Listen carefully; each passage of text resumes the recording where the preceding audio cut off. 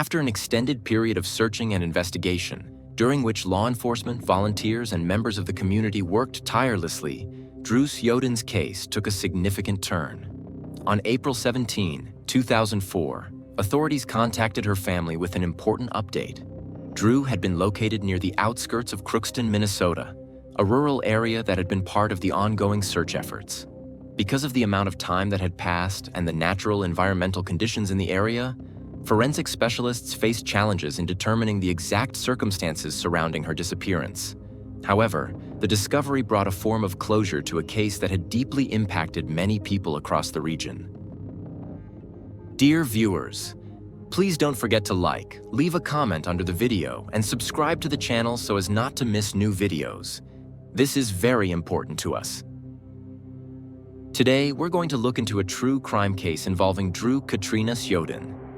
She was born on September 26, 1981, in the sunny city of Tustin, California, nestled in the heart of Orange County. From the very beginning, there was something unmistakably vibrant about her, a spark that others couldn't help but notice. Friends, family, and teachers all agreed.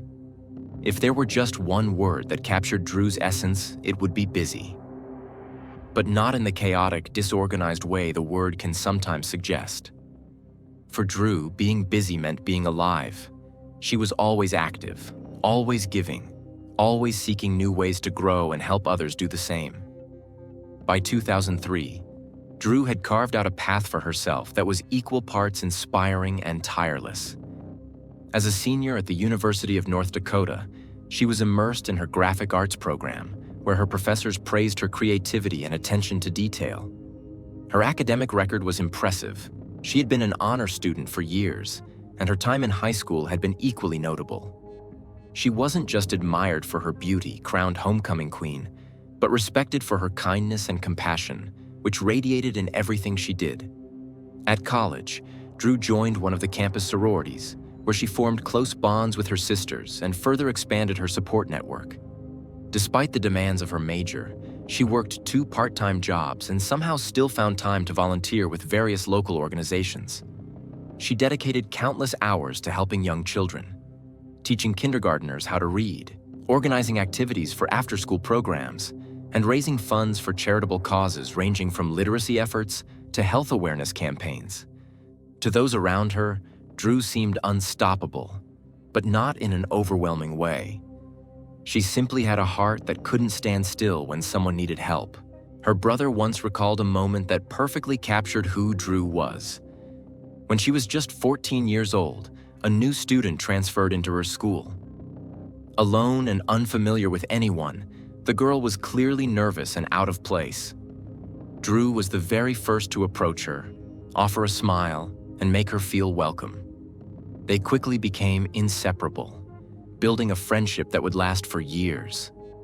That was Drew, someone who went out of her way to make others feel seen, valued, and loved. Athletics had always been a big part of her life too. She had played volleyball, basketball, and golf from a young age, and her competitive spirit was matched only by her enthusiasm. Still, it was the arts that truly called to her. Her creativity wasn't something she turned on and off. It was a constant current running through her life. She had an artist's eye and a playful spirit, earning her the nickname Doodles as a child because she was always sketching, taking photos, or piecing together crafts. Her stepfather once reflected, "Where most of us would see a blank page, Drew saw color, texture, depth. She had a vision that most people only dream about." On Saturday, November 22, 2003, Drew was working a shift located in the Columbia Mall in Grand Forks. It was a typical late fall afternoon in North Dakota, chilly, with winter whispering just around the corner. Her shift ended at 4 p.m., and like many college students squeezing the most out of every hour, she lingered at the mall to do a bit of personal shopping. She found a purse for her mom that she was thrilled about. It was not only cute and stylish, but she had managed to score a great deal by combining a discount with a gift card. Drew was the kind of person who got genuine joy out of small wins like that. Around 5 p.m., she called her boyfriend, Chris Lang, who was also a student and graphic design major. The two had been dating for about 5 months. As she chatted happily with him about her find, she walked toward her car in the parking lot. It was cold, and Drew had another shift to work later that evening, so she was moving quickly. But just as she reached her car, Chris heard something unexpected. Over the phone, he heard Drew say something like, "Okay, okay," followed immediately by what sounded like, "Oh my God." Then, silence. The call ended abruptly. Chris, who was carrying boxes at the time and had the phone pressed to his ear with his shoulder, paused. At first, he wasn't alarmed. He figured maybe the call had dropped, or that Drew had simply lost signal. She was on a schedule, after all, and needed to get ready for her next job. But as time ticked by and he didn't hear from her again, a quiet concern began to grow. At 7:40 p.m., his phone rang again. It was Drew's number. He picked up immediately, but what he heard chilled him. There were no words, just static, wind noise, and the faint beeping of buttons being pressed. The call lasted less than half a minute before it cut off. Alarmed now, Chris contacted Drew's roommate, Meg. She, too, hadn't heard from Drew, and when she called El Rocco, a bar where Drew was scheduled to work her second job that night, they confirmed she hadn't shown up. That was entirely out of character. The two friends didn't wait. They contacted the police and reported Drew missing. Outside, darkness had completely settled over Grand Forks. The temperature had dropped, and snow was beginning to dust the streets and sidewalks. Police responded quickly, heading to the Columbia Mall's parking lot. The lot was nearly empty by then, with just a few employee vehicles still there. Drew's red car stood out. The inside of the car painted a portrait of a busy young woman. Bags, changes of clothes, food wrappers, notebooks. To investigators, it looked like a college student's car, not the scene of a robbery. Inside the vehicle were her newly purchased purse, her wallet, her cash, and cards, all untouched. Nothing valuable appeared to be missing. But near the left rear tire, officers found something that shifted the tone of the investigation dramatically. A black nylon knife sheath lying on the ground. This wasn't a forgotten item or a misplaced tool. This was a clue. One that pointed to something far more serious. Authorities contacted Drew's father, Alan Sjodin, who drove into Grand Forks immediately. When he arrived and saw the car surrounded by flashing lights and uniformed officers, the reality of the situation hit him hard. Overwhelmed, he stayed at the scene and held a quiet vigil by her vehicle. He would later describe that night as one of the most painful of his life, calling it a god-awful, terrible night etched into his memory forever. Crime scene investigators examined the knife sheath. It didn't appear to belong to Drew. Tracing its origins, they discovered it was part of a set typically sold at a national chain store called a retailer that sold a wide range of goods from tools and furniture to appliances, toys, and household items. This detail gave authorities a small but tangible lead to follow. They quickly began researching where such a knife might be sold, hoping it could lead them to someone who had recently purchased or been in possession of the set. However, despite the promising nature of that clue, the rest of the forensic scene painted a far more frustrating picture. No DNA evidence had been recovered from the interior or exterior of Drew's car. The vehicle itself showed no signs of struggle or forced entry. No broken glass, no damage to the locks, no items thrown in disarray. Her purse, wallet, and other belongings remained untouched inside. From what police could tell, it appeared Drew had been approached and taken in a span of seconds, very likely just as she reached her vehicle. It suggested her abduction had been swift, planned, and committed by someone capable of blending into a quiet evening parking lot without attracting attention. Detectives immediately zeroed in on Drew's final communications, especially the two calls she made to her boyfriend, Chris. The first was placed from inside the mall and was perfectly normal. She had just finished shopping and was excited to share the details of her recent purchase, a purse for her mother that she had gotten at a bargain. The second call, however, was far more alarming. It occurred later and ended abruptly, followed by silence. That second call, its location and context, became a crucial element in the investigation. Chris was interviewed right away and, after thorough questioning, was quickly ruled out as a suspect. Investigators found no reason to believe he had any involvement. Drew's ex-boyfriend, Adam, with whom she had shared a long 3-year relationship before meeting Chris, was also contacted. After looking into his whereabouts and relationship history, he too was eliminated from suspicion. The search continued, widening beyond immediate circles. Then came a grim discovery. About 25 miles from the Columbia Mall, under a rural bridge surrounded by dense brush and snow-dusted gravel, authorities found one of Drew's shoes. It was unmistakably hers. This confirmed what many had feared. She had been taken from the mall. With this development, the case shifted jurisdictions and escalated in scale. Utilizing cell phone data, investigators traced the location of the second phone call Drew had made, the one that ended so abruptly. The signal had originated from somewhere near Cookston, a remote area across the border in Minnesota, this triggering the involvement of federal authorities. In addition to local and state law enforcement, the FBI was now brought in to support the expanding case. With national media attention growing, the situation quickly transformed into one of the most closely followed missing persons cases in the country at the time. One investigator, reflecting on the emotional impact of the case, said, "Drew was everyone's daughter. Everyone knew someone like her, or they were someone like her. That made it personal, and people were willing to do anything to help." The community of Grand Forks responded in kind. When officials asked for volunteers to assist in search efforts, more than 1,300 people showed up, an overwhelming show of unity and support.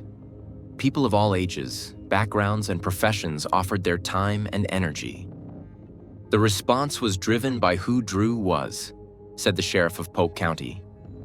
They didn't just come because it was a news story. They came because she mattered, because her story touched something deep in people's hearts. That's what kept them going, even though the cold and exhaustion.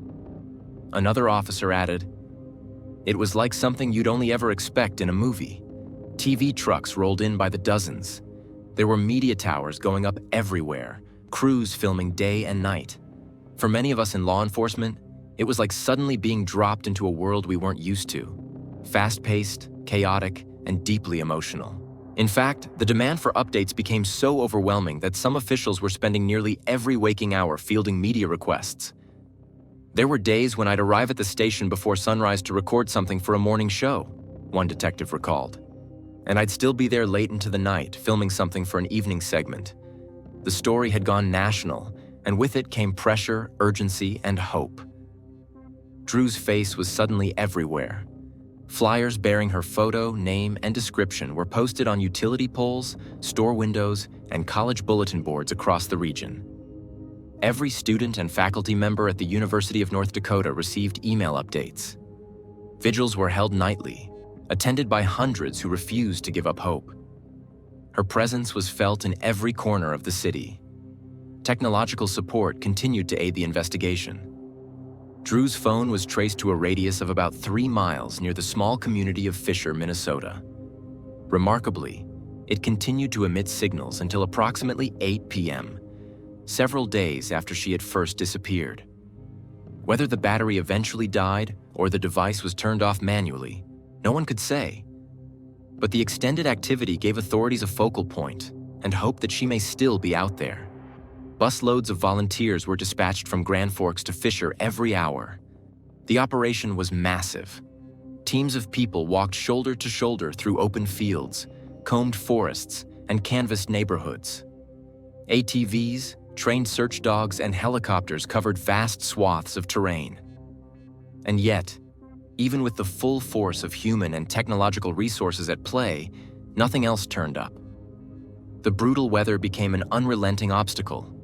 Temperatures dropped dangerously low, snow thickened, and icy terrain slowed progress. But the community was unshaken. Hope, it seemed, was stronger than the cold.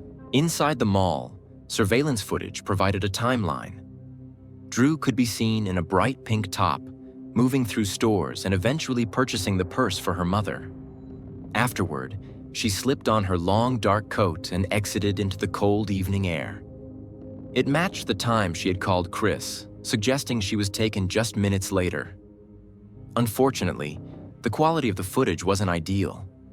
Most of the cameras were outdated, and the tapes had been reused multiple times, common practice in many malls at the time. While helpful, the footage didn't show enough to identify any suspects. Detectives were simultaneously combing through more than 2,000 leads that had poured in from the public. Each tip, no matter how small, was taken seriously. Within a few days, every one of those leads had been closed. Although that helped rule out several false trails, it also meant that the team was once again facing a wall. They had no confirmed suspects. That changed 4 days after Drew disappeared. A tip came in that immediately stood out. A caller reported seeing a man at the mall around the same time Drew was last seen. He wasn't just any shopper. He was a known offender, someone with a past record involving assaults. This individual had a documented history, and he had been flagged in previous investigations. Detectives quickly cross-referenced names of individuals with similar past charges who lived in the surrounding area. Their list narrowed to 9 people. And suddenly, what had seemed like a stalled investigation had a new path to follow. As the investigation intensified and law enforcement worked their way through a list of individuals with past offenses, one name stood out more than any other: Alfonso Rodriguez Jr. Among the 9 individuals flagged by authorities due to past records, Alfonso was the only one classified as a Level 3 offender, the highest risk category for repeat offenses. That distinction alone gave investigators reason to pay very close attention. His criminal history was not only serious, it was extensive and troubling. Just 6 months before Drew Sjodin went missing, Alfonso had been released from prison, having served a lengthy sentence. The beginning of that history traced back to 1974, when he was first convicted in connection to an attack. While the sentence handed down was for 15 years, the outcome was not what many expected. Rather than serving the full term in a correctional facility, Alfonso was instead committed to the Minnesota Security Hospital for treatment and evaluation. The decision had raised questions back then and would come under greater scrutiny in light of future events. By 1980, after several years in the hospital, Alfonso was released back into the community. Unfortunately, his freedom was short-lived. He reoffended, and this time the consequences were more serious. He was convicted again, this time resulting in a 23-year prison sentence. It was this sentence that he had completed in May of 2003, just months before Drew vanished. His release had come quietly. But for one woman, the moment she heard about Drew's disappearance, memories she had tried to suppress for decades came flooding back.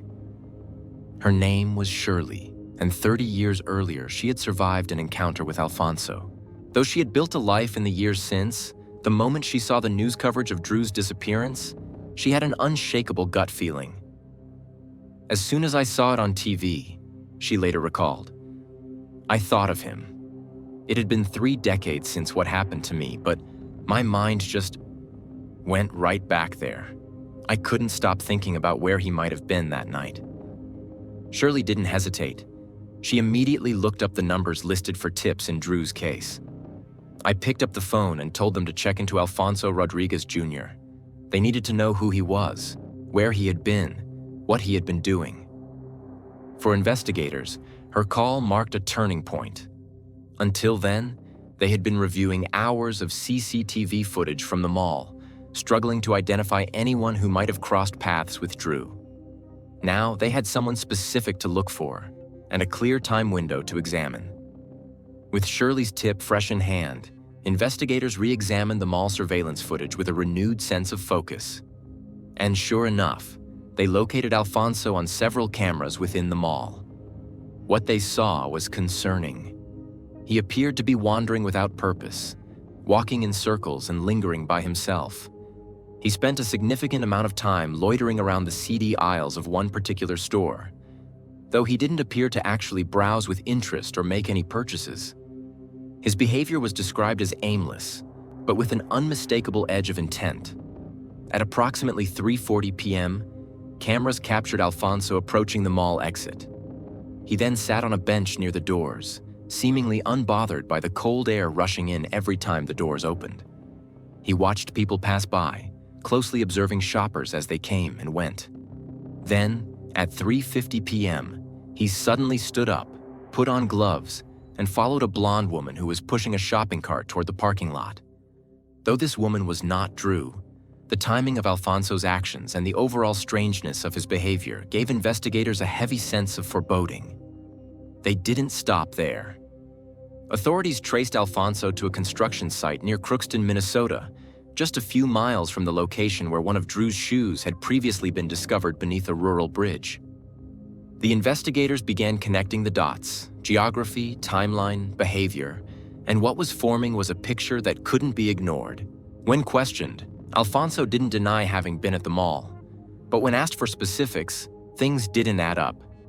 He said he had gone to see a movie, but when police checked, no films had been playing at that time.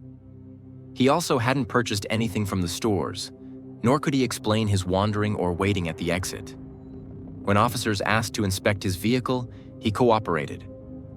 "I have nothing to hide," he reportedly told them. Inside Alfonso's vehicle, detectives found items that raised immediate red flags. Multiple knives were found, some stored in the glove compartment, others in the back seat. Among them, inside a jar that contained a strong-smelling cleaning agent, was one blade that caught an investigator's attention. It was a very specific style of knife, and to those familiar with the evidence at the scene of Drew's disappearance, it was unmistakable. It was a match to the knife sheath found near Drew's car on the day she disappeared. Still, Alfonso maintained his innocence. He claimed he had never seen Drew before and had nothing to do with her vanishing. Investigators, despite their growing suspicions, let him return to the home he shared with his mother, at least for the time being. But behind the scenes, forensic teams were tearing apart every inch of his story. Soon, they found their most damning piece of evidence. In the back seat of his vehicle, near the rear window, traces of DNA were discovered. Samples were immediately sent to the lab, and the results came back quickly. The DNA was a match to Drew Sjodin.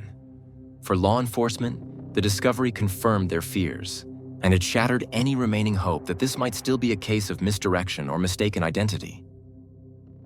On December 1, 2003, Alfonso Rodriguez Jr. was officially arrested and charged with kidnapping. After days of uncertainty and heartache, authorities had their suspect. But as significant as the arrest was, it was also only the beginning. Drew was still missing, and Alfonso wasn't offering any help in locating her. He refused to talk. He offered no explanations, no remorse, no insight. The reality began to settle in. While they might have a name and a charge, they didn't have Drew, and they feared that bringing her home safely was no longer possible. The investigation remained at full throttle. Alongside state and federal agencies, Drew's family brought in a private investigator to keep the pressure on. Still, time passed. Winter deepened. The snow didn't let up. Weeks turned into months, and by the time spring arrived in 2004, the weight of the cold, literal, and emotional had taken its toll. Sergeant Mike Headland of the Grand Forks Police Department was among those who never gave up. A father of 3 daughters himself, he often imagined what Drew's family must be going through. "I kept thinking, if this were my child, what would I want from those working the case?" he said. "I'd want them to be on every broadcast, every TV segment. I'd want them to do whatever it took to reach that one person out there who might have the missing piece. That's how I worked." After months of searching, countless sleepless nights, endless prayers, and an entire community rallying in hope, the call that Drew Sjodin's family had dreaded finally came. On April 17, 2004, a voice on the other end of the phone delivered the news they feared most. Drew's had been found, just outside the small town of Crookston, Minnesota. The discovery was heartbreaking, and for her loved ones, the pain was profound. Due to the passage of time and environmental exposure, it was difficult for forensic experts to confirm certain details. Although devastating, the discovery brought a form of closure. For Drew's father, Alan Sjodin, it was a complicated moment, one where anguish met acceptance. "It was an absolutely horrible day," he said quietly. "But it was also a day of relief. We finally knew." After months of not knowing, this painful confirmation ended the search, though the grief only deepened. Her funeral was finally able to be held, and it was both somber and deeply emotional. Friends, family members, classmates, and community members packed into the church to say goodbye to a young woman who had become a symbol of hope and heartbreak. Chris was among them all, Drew's boyfriend at the time of her disappearance, and Adam, her ex-boyfriend of 3 years. The two men had developed a mutual respect and a quiet bond during the agonizing search. They had supported each other through the uncertainty and stood united in mourning. Because Drew had been taken across state lines, from North Dakota to Minnesota, the case was escalated to the federal level, making it a matter of national law. That shift opened the possibility of charges that could carry the death penalty. In fact, this would become the first capital punishment case in North Dakota in over a century. Though the state itself did not have the death penalty, because the case fell under federal jurisdiction, the possibility became very real. The man at the center of the investigation, Alfonso Rodriguez Jr., was formally charged with kidnapping resulting in death, a charge eligible for capital punishment under federal law. He entered a plea of not guilty, and over the next months, he underwent a battery of mental health evaluations.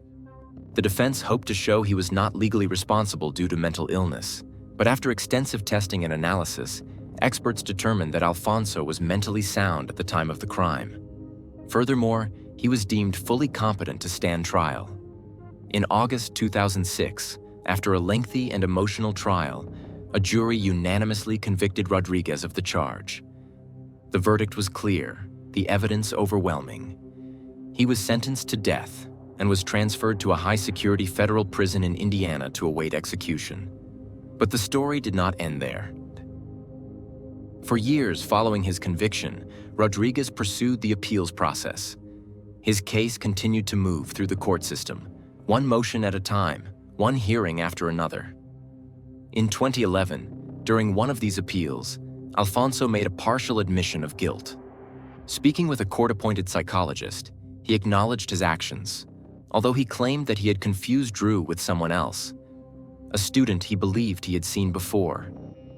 He described entering a dissociative state, one in which his memories blurred and panic set in. "I wasn't even fully aware of what I was doing." However, this explanation didn't hold up under scrutiny, and the appeal was denied. Then, in 2013, another shift occurred. Rodriguez, now firmly settled on death row, finally confessed fully and without qualification. He admitted that the crime was not accidental, as he had long claimed. The attack had been intentional. A truth that many already believed was now confirmed in his own words. As part of his ongoing legal efforts, a 416-page motion was filed in U.S. District Court in Fargo, North Dakota. In this massive document, 2 medical experts who had interviewed Rodriguez concluded once again that he was not legally insane at the time of Drew's death. The filings also included a detailed timeline and harrowing insights into the nature of the crime. Though not graphic in nature, the details painted a clearer picture of what had happened and left no room for ambiguity. Rodriguez's attorneys continued to push forward. His legal team expanded with 4 new attorneys, 2 of them based in Minneapolis, joining the fight to overturn the conviction. His argument, at its core, was that he had been wrongfully convicted due to errors in how the trial had been handled. The motion cited multiple concerns, including misleading testimony from the coroner, ineffective assistance of counsel, and a failure to fully explore an insanity defense. The appeal was filed under a legal process often referred to as a death row prisoner's last resort. Drew's family, however, saw things differently. Her mother, Linda Walker, made her feelings crystal clear. She stated she had no desire to read the hundreds of pages in the legal brief. "It changes nothing," she said. "He's doing this for himself. It's not about remorse. It never has been." She added, "He's an evil person. and evil people tend to grab at every opportunity to put the spotlight on themselves. He doesn't want to be executed, and he'll do whatever it takes to stop it. Years passed, but Rodriguez continued to file appeals and challenge the system. Then, in a stunning turn of events, a ruling came in 2021 that shocked the Sjodin family, the investigators, and the entire state. A federal judge overturned Rodriguez's death sentence, citing multiple violations of his constitutional rights during the original trial. Among the factors in the decision, the coroner's testimony was found to be misleading. His defense attorneys had failed to properly present evidence related to his past trauma and mental health. The court recognized evidence of severe post-traumatic stress disorder, which had not been adequately addressed. Bob Heels, the private investigator hired by Drew's family during the initial search, expressed what so many were feeling. "I just stopped and thought, how is this happening? This happened 18 years ago, and it still haunts us." The Drew Sjodin case remains one of the most emotionally charged and unforgettable criminal investigations in the history of North Dakota, and arguably in the entire country. Even decades later, the raw emotion surrounding it hasn't faded. One longtime law enforcement official summed up the emotions shared by many. "This case is exactly why the death penalty exists. If you're not going to use it in a case like this, where someone was deliberately targeted, taken, and harmed in such a way, then when is it ever appropriate?" This was the very definition of an extreme crime. The decision to overturn Alfonso Rodriguez Jr.'s original sentence, removing the death penalty, was difficult for many to come to terms with. That feeling is especially true for those who spent countless days and nights working the case from its earliest moments. "In my 37-year career," he continued, "this is the one that sticks with me the most. It's something I'll absolutely never forget. What he did, it's something most people can't even begin to imagine. It was so senseless, so devastating. Honestly, this should have been over a long, long time ago. Yet, justice has taken a different shape. On May 18, 2023, after years of appeals, court filings, and federal motions, Alfonso Rodriguez Jr. was officially resentenced, this time to life in prison without the possibility of parole. He will spend the remainder of his life behind bars, with no chance of ever being released. That same year marked a powerful and sobering milestone. Wednesday, November 22, 2023, officially marked the 20-year anniversary of the day Drew Sjodin was last seen. The day she vanished from a shopping mall in Grand Forks, North Dakota, igniting a search effort that would evolve into one of the most widely followed cases in the nation. But Drew's legacy isn't only preserved through memories and classroom conversations. It lives on through concrete, meaningful change. Her disappearance and the tragedy that followed helped spark federal legislative action aimed at making communities safer across the country. In the aftermath of the case, then-President George W. Bush signed into law a powerful and unprecedented public safety initiative known as Drew's Law. This legislation led to the creation of the National Offender Public Registry, a centralized database designed to give the public access to information about registered offenders nationwide. The registry allows families, schools, and law enforcement to stay informed about offenders living in or moving to their communities. It also provides access to educational resources, Q&A materials, and tools for reporting suspicious activity, making it one of the most far-reaching tools of its kind in the country. And that wasn't the only tribute to Drew's enduring spirit. To honor her memory and her passion for life, a college scholarship was established in her name, aimed at supporting students pursuing studies in the arts, particularly those interested in graphic design, just like Drew.